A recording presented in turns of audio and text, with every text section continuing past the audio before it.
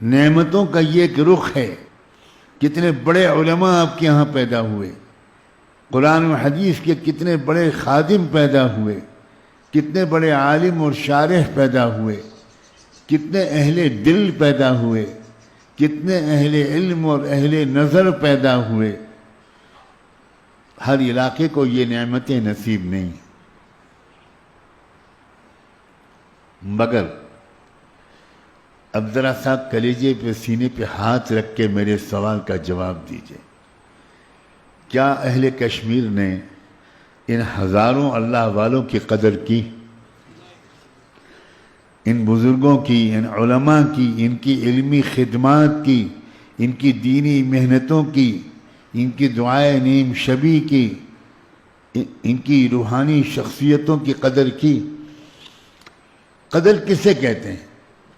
آپ کے ہاں قدر یہ ہے کہ جس کو آپ بزرگ سمجھیں اس کے ہاتھ لگا دیں، جیسے یہ میرے ہاتھ لگانے والے ہاتھ لگا دیں. یہ عجیب طرح کی قدر ہے. کیا ہم لوگ حجر اسود ہیں؟ کیوں بھائی؟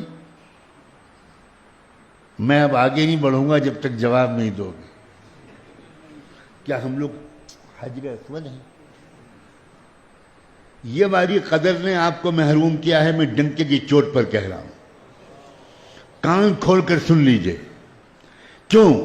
اس لیے کہ یہ قدر بدعت ہے. اس قبر کے پیچھے سنت کا نور، قدر کے پیچھے سنت کا نور نہیں ہے.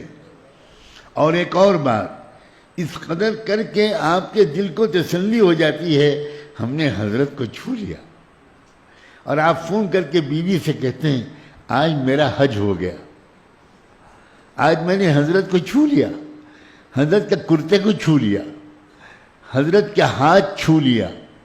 وہ تو اگر اللہ نے ہم لوگوں کے ہاتھوں کو مضبوط نہ بنایا ہوتا تو ایک آدھ ہاتھ تو میں کشمیر میں چھوڑ کر جاتا. پھر آپ اس کو لٹکائے رہتے اور اس کی زیارت ہوتی اور بڑی انکم ہوتی، بڑی آمدنی ہوتی ہے درگاہوں میں. ایسی آمدنی کہیں باٹا اور ٹاٹا میں بھی نہیں ہوتی.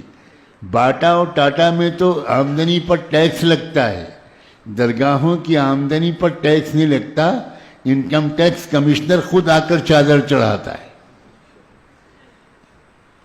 آج میں مرمت کروں گا کشمیریوں کی. پیچھے سے لوگ بھاگنا شروع ہوں گے اور آگے کے لوگ کہیں گے کہ ہم بہت برے پھنسے کہ آگے آ کے بیٹھ گئے.